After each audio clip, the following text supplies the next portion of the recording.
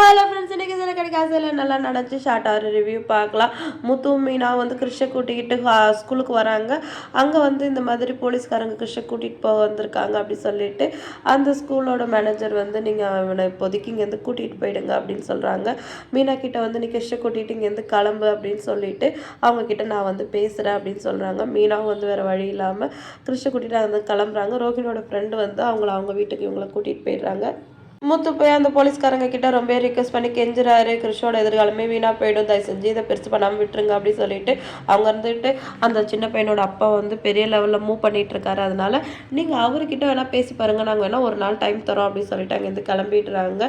இப்போ முத்து வந்து மீனாக்கு கால் பண்ணி நீ கார் ஷெட்டுக்கு வா அப்படின்னு சொல்லிட்டு பிரச்சனையை பற்றி சொல்கிறாரு. சரி நம்ம அவங்க அப்பா கிட்டே போய் பேசி பார்க்கலாம் அப்படின்னு சொல்லிட்டு முத்து மீனா வந்து அங்கேருந்து புறப்பட்டு போகிறாங்க. அங்கே போயிட்டு அந்த அடிப்பட்ட பையனோட அப்பா கிட்ட பேசினா அவர் எதையும் காது கொடுத்து வாங்க தயாரா இல்லை.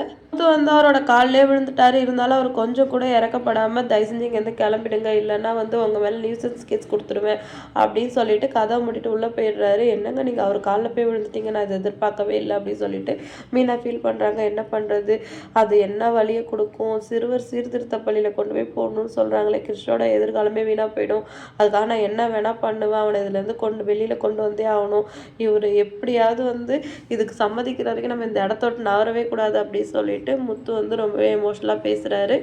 இப்போ ரோஹிணி இந்த விஷயத்தில் என்ன பண்ணலான்னு ஒரு லாயரை போய் கன்சல்ட் பண்ணுறாங்க. அவங்களும் வந்து இது வந்து அஃபென்ஸில் தான் வரும், அந்த பையனுக்கு வந்து பேனட்டிக் அட்டாக் வந்திருக்கு அப்படின்னு சொல்கிறாங்க. அது உண்மைன்னு அவங்க ப்ரூவ் பண்ணிட்டாங்கன்னா கண்டிப்பாக வந்து கிருஷ்ண வந்து சிறுவர் சீர்திருத்த பள்ளிக்கு தான் அனுப்புவாங்க அப்படின்னு சொல்லிட்டு அவங்களும் ரோஹிணியை பயமுத்துறாங்க. ஒரே ஒரு வழி தான் இருக்குது, அவங்க அப்பா வந்து இந்த கேஸை வாபஸ் வாங்கணும், நீங்கள் போய் அவங்கக்கிட்ட வந்து பேசி பாருங்க அப்படின்னு சொல்லிடுறாங்க. ரோஹிணியும் வந்து வேறு வழி இல்லாமல் அங்கேருந்து கிளம்பிடுறாங்க. இப்போ அவங்க ஃப்ரெண்டு வீட்டுக்கு போய் பேசுகிறாங்க. அந்த பையனோட அப்பா கிட்ட தான் போய் பேசணும், நீ போய் பேச முடியுமா அப்படின்னு கேட்கவும் அங்கே வித்யாவும் இருக்காங்க.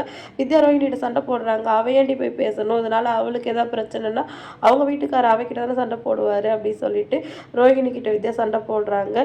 அப்புறம் வேற என்னதான் பண்ணுறது, நான் எப்படி போய் பேச முடியும், கிறிஸ்டியன் பையன் அவனுக்கு எதுவும் ஆகிடக்கூடாதுன்னு சொல்லுவோம். அவன் பையன்லாம் ஞாபகம் இருக்கா, அவனை கூட வச்சு பார்த்துக்க முடியல, நீ வந்து அவன் பையன் சொல்றியான்னு சண்டை போடுறாங்க. இப்போ என்னதான் பண்ணுறதுன்னு கேட்கவும் பேசாமல் முத்து மீனாக்கிட்டே இந்த விஷயத்தை விட்டுரு, அவங்க பார்த்துக்குப்பாங்க, கிருஷ் மேலே அவங்க உயிரையே வச்சுருக்காங்க, அதனால நீ இந்த விஷயத்துலேருந்து விலைக்கு சொல்லவும் அவன் ஏன் பையன், அவங்க வந்து ஒரு ஸ்டேஜ் வரைக்கும் மூவ் பண்ணி பார்த்துட்டு முடியலன்னா விட்டுருவாங்க, அப்புறம் நாங்கள் தானே கஷ்டப்படணும் அப்படின்னு சொல்லிட்டு ரோஹிணியும் வந்து வித்யா கிட்ட சண்டை போடுறாங்க.